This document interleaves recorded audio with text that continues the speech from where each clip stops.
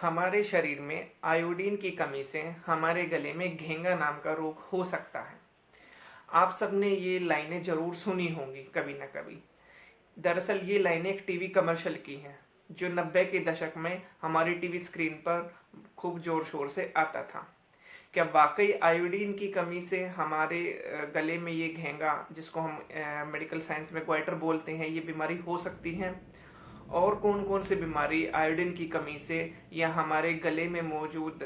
एक ग्लैंड जिसको हम थायराइड ग्लैंड के नाम से जानते हैं, ये ग्लैंड की डिसफंक्शनिंग की वजह से और कौन कौन सी बीमारी हमारे शरीर में हो सकती है? नमस्कार साथियों, स्वागत है आप सबका एक बार फिर से आपके अपने इस YouTube चैनल पर जिसका नाम है आखिरी उम्मीद। आज की अपनी इस वीडियो में हम चर्चा करने वाले हैं एक ऐसी गंभीर बीमारी के बारे में जिसका अगर सही समय पर ट्रीटमेंट नहीं किया गया तो यह बीमारी एक तरीके से जानलेवा साबित हो सकती है। दोस्तों, मैं बात कर रहा हूँ हमारे गले में मौजूद एक एंडोक्राइन ग्लैंड के बारे में जिसको हम थायराइड ग्लैंड के नाम से जानते हैं। यह थायराइड ग्लैंड एक तितली की आकार का बटरफ्लाई शेप का ग्लैंड होता है जो हमारे गले में यहाँ पे मौजूद होता है, जैसे कि आप फोटो में देख पा रहे हैं। इस ग्लैंड का जो मेन फंक्शन है वो थायरोक्सिन नाम के हॉर्मोन्स को प्रोड्यूस करवाना और हमारे बॉडी के ऑलमोस्ट हर एक मेटाबॉलिक एक्टिविटीज़ को कंट्रोल करना। मेन फंक्शन जो थायराइड ग्लैंड के होते हैं, सबसे पहले ये हमारे डाइजेस्टिव सिस्टम की स्पीड को इंक्रीज या डिक्रीज करता है। ये थायराइड ग्लैंड ही रिस्पॉन्सिबल होता है हमारी बॉडी में खाने से एनर्जी प्रोडक्शन का और उसका कंट्रोल करने का। ये थायराइड ग्लैंड हमारी बॉडी में प्रोटीन प्रोडक्शन को भी रेगुलेट करता है। ये थायराइड ग्लैंड मेनली एक तरीके से रिस्पॉन्सिबल होता है हमारी बॉडी में सेंसिटिविटीज़ को कंट्रोल करना, जो कि सेंसिटिविटीज़ अदर हॉर्मोन्स के प्रोडक्शन से जो हमारी बॉडी में होती हैं। हार्मोन एक तरीके के हार्मोनल सिस्टम एक तरीके का केमिकल सिग्नलिंग सिस्टम होता है हमारी बॉडी का, जिसके ज़रिए हमारे सारे बॉडी पार्ट एक दूसरे के साथ कम्युनिकेट करते हैं। ये जो थायराइड ग्लैंड है, अगर ये ठीक से हमारे बॉडी में ठीक से फंक्शन ना करे तो इसकी डिसफंक्शनिंग की वजह से हमारे बॉडी के ऑलमोस्ट सारे के सारे बॉडी ऑर्गन्स अफेक्ट होते हैं और गंभीर बीमारियों की चपेट में आ सकते हैं। थायराइड ग्लैंड जनरली दो main type of hormone release करवाता है। वैसे तो ये तीन चार तरीके के हार्मोन्स रिलीज करवाता है, लेकिन जो मेन इम्पोर्टेंट हैं वो ये दो तरीके के हार्मोन हैं जिनको हम T3 ट्राई आयोडोथायरोनिन और T4 थायरोक्सिन के नाम से जानते हैं। ये जो अगर हमारी बॉडी में इन हार्मोन्स के प्रोडक्शन का डिसबैलेंस हो जाता है तो हमको बहुत सारे गंभीर रोग हो सकते हैं, और इसी की वजह से मेडिकल साइंस में थायराइड रिलेटेड डिजीज़ को साइलेंट किलर भी हम बोलते हैं। थायराइड रिलेटेड जो मेन 2 टाइप की डिजीज़ बीमारियां हमारे शरीर में हो सकती हैं, number 1 thyroid primary thyroid disease या नंबर 2 सेकेंडरी थायराइड डिजीज़। आप सबने कभी ना कभी जिसको भी मतलब थायराइड की बीमारी है उसने कभी जब अपना TFT करवाया होगा, थायराइड फंक्शनिंग टेस्ट की जो ब्लड रिपोर्ट, आप सबने देखा होगा कि भाई प्राइमरी थायराइड PH या सेकेंडरी थायराइड SH लिखा रहता है कुछ इस तरीके से। साथियों, अगर प्राइमरी थायराइड नाम की डिजीज़ अगर आपको है तो जाहिर सी बात है आपकी ब्लड रिपोर्ट में कुछ इस तरीके से लिखा होगा कि भाई मेरा T3 लेवल डिक्रीज हो रहा है, मेरा T4 लेवल भी डिक्रीज हो रहा है, लेकिन मेरा TSH थायरॉइड स्टिमुलेटिंग हार्मोन जो है उसका लेवल इंक्रीज हो रहा है। तो इस बीमारी का मतलब क्या है कि मेरे को मेनली थायराइड से संबंधित ही बीमारी है। और ये इस थायराइड से रिलेटेड जो बीमारी हैं इनको अगर फर्दर हम देखते हैं तो 2 मेन बीमारियों में इसको कैटेगराइज कर सकते हैं। पहली जो बीमारी है हाइपरथायराइडिज्म और दूसरी जो बीमारी है हाइपोथायराइडिज्म। साथियों, जो सेकेंडरी थायराइड डिजीज़ है, जो हमने अपनी TFT की रिपोर्ट में देखा होगा कि भाई मेरा T3 लेवल तो डिक्रीज हो रहा है, T4 लेवल भी डिक्रीज हो रहा है, और साथ में मेरा TSH लेवल भी डिक्रीज हो रहा है। अगर ऐसा आपने अपनी ब्लड रिपोर्ट्स में देखा है, इसका मतलब आपको सेकेंडरी थायराइड रिलेटेड डिजीज है। सेकेंडरी थायराइड रिलेटेड डिजीज क्या होती है कि थायराइड डिसफंक्शनिंग जो किसी और बॉडी ऑर्गन की वजह से हमारे थायराइड फंक्शनिंग को डिस्टर्ब कर रहा है। अब आगे हम डिटेल में समझते हैं कि जो मेन बीमारी है, जो प्राइमरी थायराइड डिजीज़ है, उसमें जो एक मेन बीमारी जिससे ज़्यादातर आदमी पुरुष ही अफेक्ट होते हैं, जिसको हम हाइपरथायराइडिज्म के नाम से भी जानते हैं। हाइपरथायराइडिज्म एक तरीके की ऐसी बीमारी है कि अगर हमारे शरीर में ये जो थायराइड ग्लैंड है, जो हमारे गले में मौजूद थायराइड ग्लैंड है, अगर ये थायरोक्सिन हार्मोन का प्रोडक्शन ज़्यादा कर दे, जितनी हमारे शरीर को रिक्वायरमेंट है, अगर उससे ज़्यादा प्रोडक्शन अगर इस थायरोक्सिन हार्मोन का हो रहा है, तो उसकी वजह से हमको कई गंभीर बीमारियां हो सकती हैं। सबसे पहले क्या इसके लक्षण होते हैं कि भाई जिसको हम कैसे पता लगाएं कि भाई किसी भी व्यक्ति को हाइपरथायराइडिज्म है। तो हाइपरथायराइडिज्म में क्या होता है कि हमारे शरीर की न्यूट्रिशन एब्जॉर्व करने की जो कैपेसिटी है वो डिक्रीज हो जाती है।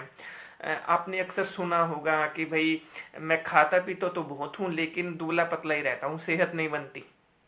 तो एक तरीके से ये थायराइड हाइपरथायराइडिज्म का एक लक्षण है और उस आदमी को अपना TFT चेक करवाना चाहिए। इसके अलावा जो दूसरा लक्षण है, उसकी बॉडी का जो वेट है वो डिक्रीज होना शुरू हो जाता है, वो दुबला पतला होना शुरू हो जाता है, अंडर वेट की कैटेगरी में भी आ जाता है। और ये अंडर वेट भी साथियों अपने आप में एक बड़ी खतरनाक बीमारी है। इसके अलावा जिस व्यक्ति को हाइपरथायराइडिज्म की बीमारी हो गई है, उसको गर्मी ज़्यादा फील होगी। वो जब भी कोई उससे हाथ मिलाएंगे तो हमको गीला गीला महसूस होगा, उसको पसीना ज़्यादा आएगा, उसको जो है मतलब घबराहट भी फील होगी। इसके अलावा उसका जो पल्स रेट है वो भी फास्ट होगा, बढ़ा हुआ मिलेगा। उसका जो पेट है, स्टमक है, वो हमेशा मतलब उसको डायरिया की बीमारी रहेगी, लूज मोशन जैसा रहेगा, हरदम उसको ये फील रहेगा, होता रहेगा कि यार मेरे को तो वॉशरूम जाना है, एक बार मैं ठीक से फ्रेश नहीं हो पाया। इसके अलावा जो कुछ और लक्षण हैं हाइपरथायराइडिज्म के कि हमारा जो जैसा कि आप फोटो में देख पा रहे हैं, आंखें जो हैं ज़्यादा बड़ी दिखाई देंगी, क्योंकि हमारी आंखों के पीछे जो नर्व्स होती है वहाँ पे फैट डिपॉजिट हो जाता है, जिसकी वजह से जो हमारी आंखें हैं थोड़ा बाहर की तरफ ज़्यादा दिखाई देती हैं, आंखें बड़ी ज़्यादा दिखाई देंगी और हमारी आंखों के आसपास एरिया पे स्वेलिंग होना शुरू हो जाएगी, जैसे कि आप फोटो में देख पा रहे हैं। इसके अलावा जो गोइटर बीमारी जिसके बारे में मैंने वीडियो की शुरुआत में चर्चा की थी, घेंगा गोइटर, ये साथियों अगर हमारा थायराइड ग्लैंड का जो साइज़ है बढ़ जाता है तो उसकी वजह से ये बीमारी शुरू होती है। ये जो हमारे गले का एरिया है ये बिल्कुल ऐसे सूज जाता है, आप लोगों ने फोटो में देखा होगा, वरना जिस टीवी कमर्शियल के बारे में मैं चर्चा कर रहा हूँ वो एक बार आप यूट्यूब पर ढूंढकर ज़रूर देखिए कि आदमी जो हाइपरथायराइडिज्म से पीड़ित है वो कैसा दिखाई देता है। ये जो हाइपरथायराइडिज्म की बीमारी है साथियों, ज़्यादातर पुरुषों में ही ये पाई जाती है और इस बीमारी को जल्द से जल्द हमको मतलब अपना ठीक करना चाहिए प्रॉपर ट्रीटमेंट के ज़रिए। इसके अलावा जो सेकंड कैटेगरी ऑफ डिजीज़ है, प्राइमरी थायराइड डिजीज़, जो सेकंड कैटेगरी ऑफ डिजीज़ हैं वो है हाइपोथायराइडिज्म। हाइपोथायराइडिज्म साथियों एक इस तरीके की बीमारी है जिसमें ये जो थायराइड ग्लैंड है उससे जो थायरोक्सिन हार्मोन का प्रोडक्शन है वो कम होना शुरू हो जाए, जितना हमारे बॉडी की रिक्वायरमेंट है। इसकी वजह से बहुत सारी बीमारियां हमारे शरीर को घेर लेती हैं। इस बीमारी के जो मुख्य लक्षण हैं, जो मेन इसके सिम्टम्स हैं इस बीमारी के, हमारा डाइजेस्टिव सिस्टम का जो स्पीड है वो स्लो हो जाती है, न्यूट्रिशन अब्जॉर्बिंग कैपेसिटी तो कम हो ही जाती है, साथ में हमें हर वक्त जो है एसिडिटी की प्रॉब्लम रहती है, पेट ठीक से साफ होता नहीं है बिल्कुल भी, हमारा वेट गेन होना शुरू हो जाता है, जल्दी लोग मोटे शुरू हो जाते हैं होना। और इसके अलावा जो है हमारे बहुत सारे बॉडी पार्ट्स में स्वेलिंग होना शुरू हो जाता है, जैसे हमारा फेस मोटा हो जाए, हमारी स्पेशली आंखों के आसपास का एरिया मोटा हो जाता है। तो ये एक तरीके से हाइपोथायराइडिज्म के लक्षण हैं। हमारी आवाज़ भारी हो जाती है, हार्ड हो जाती है। इसके अलावा जो प्रोडक्शन ऑफ टेस्टोस्टेरोन है वो स्पेशली गर्ल्स के केस में या लेडीज़ के केस में, क्योंकि ये हाइपोथायराइडिज्म जो बीमारी है ज़्यादातर महिलाओं को होती है। तो अगर किसी महिला को ये हाइपोथायराइडिज्म की बीमारी हो गई है तो उसके बॉडी में, उसके शरीर में, उसकी सेक्सुअल ऑर्गन ओवरीज में टेस्टोस्टेरोन का प्रोडक्शन ज़्यादा बढ़ जाता है, जिसकी वजह से बहुत सारी टेस्टोस्टेरोन प्रोडक्शन की जो बीमारियां हैं वो उसको शुरू हो जाती हैं। ये टेस्टोस्टेरोन की जो बीमारियां हैं वो कौन कौन सी हैं, इसके बारे में मैंने एक अलग से सेपरेट वीडियो बनाया है जिसमें मैंने पीसीओडी के बारे में डिस्कस किया है। आपने अगर वो वीडियो नहीं देखा है तो प्लीज़ ऊपर आई बटन अभी शो हो रहा होगा, वहाँ पे आप क्लिक करके वो वीडियो एक बार ज़रूर देखिएगा कि जब किसी महिला के बॉडी में टेस्टोस्टेरोन का प्रोडक्शन जब बढ़ जाता है तो क्या क्या सिम्टम्स उसके शरीर में होते हैं और क्या क्या बीमारियां उसको फेस करनी पड़ सकती हैं। इसके अलावा हाइपोथायराइडिज्म के लोग जो हैं उनको देखने में ऐसा लगेगा कि भाई वो उनकी स्किन येलो हो गई है, पीलिया सा हो गया है, उनका होमोग्लोबिन लेवल डिक्रीज हो जाएगा, उनको खून की कमी हो सकती है, जिसको हम मेडिकली एनीमिया भी बोलते हैं। इसके अलावा जिनको हाइपोथायराइडिज्म है उनका immune system day by day कमज़ोर होता जाएगा, उन बीमारियों से लड़ने की जो उनकी क्षमता है वो ख़त्म होती चली जाएगी। हर वक्त वो थका हुआ फील करेंगे, थका हुआ, और हर वक्त ये सोचेंगे कि बस मेरे को सोने दो, मैं बहुत थका हुआ हूँ। या जैसे गांव देहात में लोग बोलते हैं कि ऐसा लग रहा है मेरे को तो जैसे किसी ने मेरे को बहुत पीटा हो डंडों से। इसके अलावा जो हाइपोथायराइडिज्म के जो पेशेंट्स हैं, स्पेशली लेडीज़ वगैरह, उनको जॉइंट पेन, गाउट की प्रॉब्लम फील होगी, वो डिप्रेशन टेंशन में एक तरीके से जा सकते हैं, डिप्रेशन फील होगा उनको, उनकी याददाश्त करने की जो क्षमता है, मेमोरी लॉस हो जाएगा, वो डिक्रीज होती चली जाएगी, हर वक्त अकेले चुपचाप बैठे रहना पसंद करेंगे, और उसके अलावा उनकी जो हड्डियां हैं वो भी कमज़ोर हो जाएंगी, क्योंकि जॉइंट पेन शुरू होगा तो ज़ाहिर सी बात है हड्डियों पे तो असर आएगा ही आएगा। विटामिन डी की उनकी बॉडी में डेफिशिएंसी हो जाएगी। ऐसा नहीं है साथियों कि जो ये जॉइंट पेन है या जो हड्डियों का कमज़ोर होना है ये सिर्फ विटामिन डी की ही डेफिशिएंसी की वजह से है, और भी बहुत सारे न्यूट्रिशन की डेफिशिएंसी फैक्टर इन्वॉल्व होते हैं, लेकिन मेनली जो है विटामिन डी एक इम्पोर्टेंट रोल प्ले करता है उन पेशेंट्स में those who are joint pain related problems से जूझ रहे हैं। इसके अलावा जो हाइपोथायराइडिज्म के पेशेंट हैं उनका जो हार्ट बीट है वो इरेगुलर हार्ट बीट होगा, और उनको हर वक्त साइनस जैसा फील होगा, जैसे उनका यहाँ पे नाक पूरी तरीके से खुले नहीं है, सांस लेने में उनको तकलीफ सी रहती है, उनका जो नॉर्मल बॉडी टेम्परेचर है उससे कम ही उनका बॉडी टेम्परेचर हमेशा होगा, उनको ठंड ज़्यादा फील हो सकती है, उनका स्किन ड्राइनेस फील करेगी, मतलब स्किन में जैसे जान ही ना रहा हो, रूखी सूखी सी स्किन है इस वजह से। तो ये सारे जो लक्षण थे हाइपोथायराइडिज्म के। अब कारण ये जानते हैं कि भाई ये जो बीमारी है इसके आजकल मेन कारण क्या है, क्या रीज़न हो सकता है कि ज़्यादा से ज़्यादा लोग ये हाइपरथायराइडिज्म या हाइपोथायराइडिज्म की बीमारियों की चपेट में आ गए हैं। तो सबसे बड़ा एक जो लक्षण है हमारा जो हम फेस कर रहे हैं डे टू डे हमारी लाइफ में, वो है हमारा जो स्ट्रेसफुल और busy day to day life हो गई है। हमारा पूरा जो दिनचर्या है, सुबह से शाम तक हम बस भाग दौड़ में जल्दी में रहते हैं, टेंशन में रहते हैं, मल्टीपल काम को करने की कोशिश में रहते हैं, लेकिन कोई काम ठीक से नहीं हो पाता तो टेंशन में, स्ट्रेस में आ जाते हैं। इसके अलावा जो हमारी बैड ईटिंग हैबिट होती है या रोंग फूड सिलेक्शन होता है, ऐसा खाना जिसमें नमक या चीनी बहुत ज़्यादा हो, साथियों, जो एक ये सेकंड पॉइंट आप देख रहे हैं, बैड और रोंग ईटिंग हैबिट,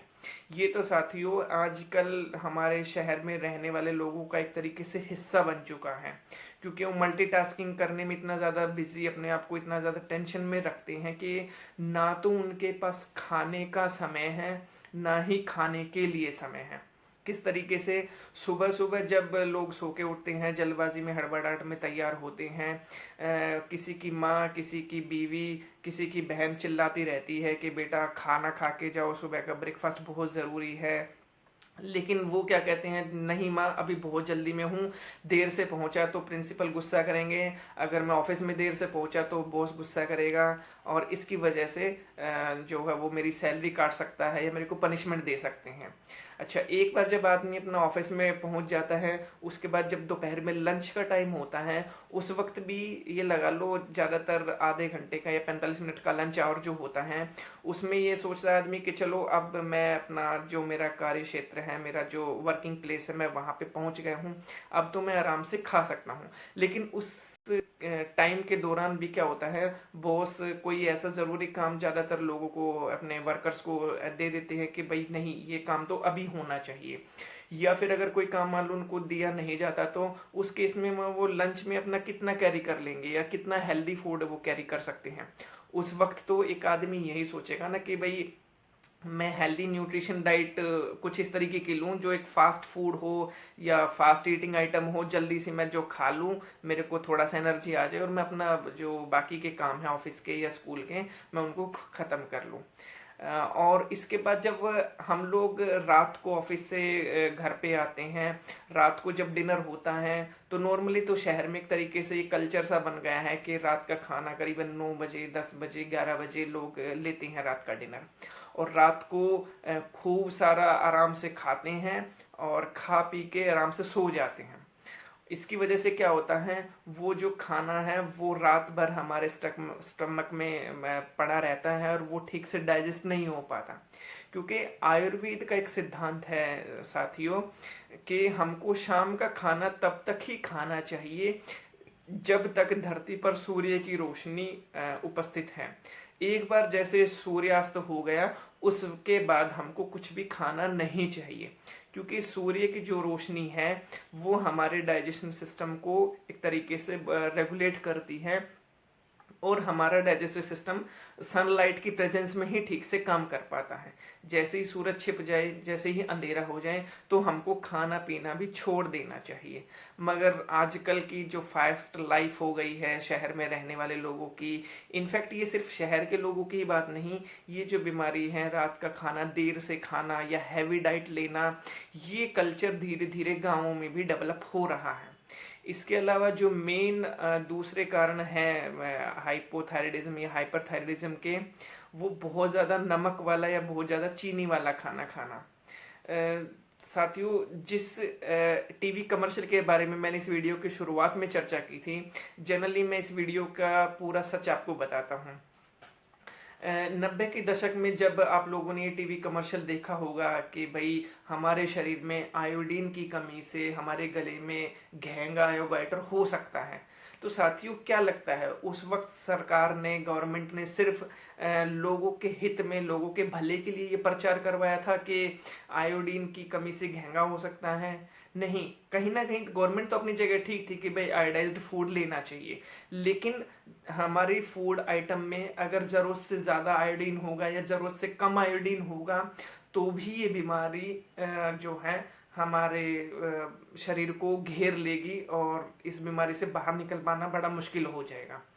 तो और कोशिश कीजिए हो सके तो अपने फूड आइटम को कम से कम नमक युक्त या कम से कम चीनी युक्त खाना ही आप लीजिए। और वहाँ पे भी जो वाइट सोल्ट होता है, जो सफ़ेद नमक होता है, जिसको हम टाटा सोल्ट या कैप्टन कुक या जो दूसरे सोल्ट प्रोड्यूसिंग कंपनीज़ हैं, वो सोल्ट यूज़ ना करके जो सेंधा नमक होता है, जो पहाड़ी नमक जिसको हम लाहौरी नमक बोलते हैं, उस नमक का आप खाना इस्तेमाल करेंगे। क्योंकि उसमें नेचुरली जितना एक आयोडाइन जितना हमारे बॉडी को चाहिए, नेचुरली भगवान ने उसमें वो बना रखा है। लेकिन जो ये वाइट सोल्ट हैं, ये एक तरीके से फैक्ट्री प्रोसेस्ड नमक तो है ही, जो समुद्र के पानी से छान करके प्रिपेयर किया जाता है। साथ में जो नमक प्रोड्यूस करने वाली कंपनीज हैं उन्होंने अपने फ़ायदे के लिए और फार्मास्यूटिकल के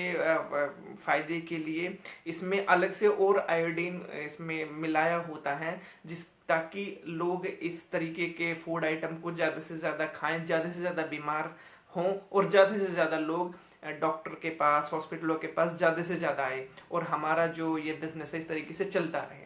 तो कोशिश कीजिए आप अपनी खाने पीने की आदतों को सुधारने की। और इसके अलावा जो अलग दूसरे साइड इफ़ेक्ट हैं हाइपोथायराइडिज्म के, जनरली देखा गया है जो इंग्लिश मेडिसिन होती हैं, एलोपैथिक मेडिसिन होती हैं, उनके साइड इफ़ेक्ट्स की वजह से भी हमारा जो फंक्शनिंग है थायराइड ग्लैंड की वो गड़बड़ हो जाती है। तो कोशिश कीजिए कि इंग्लिश मेडिसिन को अपना कम से कम इस्तेमाल करने की। बहुत से लोग मैंने ऐसे देखा है कि जरा सा सर में दर्द हुआ तो गोली ले ली, जरा सा बुखार हुआ तो गोली ले ली, जरा सा मूड ठीक नहीं है तो गोली ले ली, जरा सा पेट खराब हुआ तो गोली ले ली। इस तरीके से आप अपनी आदत को सुधारिए। ये जो एलोपैथिक इंग्लिश मेडिसिन हैं इनको हो सके तो कम से कम इनटेक कीजिए इनका। इसके अलावा जो एक और बड़ा कारण थायराइड ग्लैंड के डिसफंक्शनिंग का हो सकता है वो है कोई अगर ये जो थायराइड ग्लैंड है अगर हमारे फोर फादर्स में पीढ़ी दर पीढ़ी हमारे बड़े बुजुर्गों में किसी को था तो वो इनहेरिट होकर हमारे अंदर भी डीएनए के जरिए आ सकता है, लेकिन इसके चांस बहुत कम है क्योंकि आजकल जो है ना ये थायराइड ग्लैंड के डिसफंक्शनिंग की जो बीमारी है हाइपरथायराइडिज्म या हाइपोथायराइडिज्म, ये बीमारियां ज़्यादातर हमारी बैड लाइफस्टाइल की वजह से ही डेवलप हो रही हैं, जिनको हम आजकल मेडिकल साइंस में एक नया बहुत खूबसूरत सा वर्ड इनको हम प्रोनाउंस करते हैं, लाइफस्टाइल डिजीजेस। जैसे ये थायराइड की बीमारी है, शुगर की, डायबिटीज़ की बीमारी है, इवन कैंसर भी एक तरीके से लाइफस्टाइल रिलेटेड डिजीज़ ही है। तो साथियों आप अपनी ईटिंग हैबिट को सुधारिए और हो सके तो बीमारी से बचे रहिए। और अगर आपको किसी भी तरीके की कोई भी गंभीर रोग है आपके घर परिवार में, रिश्ते नातों में कोई भी आदमी थायराइड से जुड़ी हुई बीमारी की वजह से या और कोई सीरियस मेडिकल बीमारी आपकी चल रही हैं और आप डॉक्टर पे डॉक्टर, हॉस्पिटल पे हॉस्पिटल बदल रही हैं, खूबसूरत सारा पैसा आप उस पर खर्च कर चुके हैं ट्रीटमेंट पे, लेकिन आपको कोई परमानेंट अच्छा सॉल्यूशन नहीं मिल रहा है, आप उस बीमारी से अभी तक बाहर नहीं आए हैं, तो एक बार मेरे से आके मिलिए। मेरे क्लिनिक का पूरा एड्रेस और फ़ोन नंबर नीचे डिस्क्रिप्शन में है। अगर भगवान ने चाहा तो मैं आपकी ये बीमारी को जड़ से ख़त्म कर सकता हूँ। साथियों आपने ध्यान दिया होगा मेरे चैनल का नाम भी आखिरी उम्मीद है। आखिरी उम्मीद दरअसल मैंने अपने चैनल का इसलिए ही नाम रखा है क्योंकि ज़्यादा जो मेरे पास पेशेंट आते हैं मोस्टली वो बिल्कुल एक तरीके से अपनी स्टेज में ही आते हैं, जो पहले खूब सारा ट्रीटमेंट इधर उधर करवा चुके हैं, खूब सारा पैसा भी खर्च कर चुके हैं, एक डॉक्टर से दूसरा, दूसरे से तीसरा, एक शहर से दूसरा, दूसरे शहर से तीसरा, खूब घूम फिर चुके हैं, थक हार चुके हैं, लेकिन उनको कोई परमानेंट ट्रीटमेंट अभी तक नहीं मिला है। इस तरीके के जो पेशेंट है ज़्यादातर मेरे पास आते हैं और भगवान की दया से आज तक कोई मेरे क्लिनिक से निराश होकर नहीं गया है। हर कोई मतलब कुछ महीने के ट्रीटमेंट के बाद बिल्कुल हेल्दी और फिट होकर ही गया है। तो अगर आपको कुछ इस तरीके का चैलेंज है तो प्लीज़ एक बार ज़रूर मेरे से आके मिलिएगा। और अगर आपको ये मेरा वीडियो पसंद आया तो प्लीज़ इसको लाइक कीजिएगा और शेयर इस वीडियो को उन्हीं के साथ कीजिए जो आपके कोई जानने वाले दोस्त, रिश्तेदार वगैरह जो कुछ इस तरीके की मेडिकली सीरियस बीमारी से जूझ रहे हैं, लड़ रहे हैं, तो सिर्फ उन्हीं को ये रेफ़र कीजिएगा ये वीडियो। इसके अलावा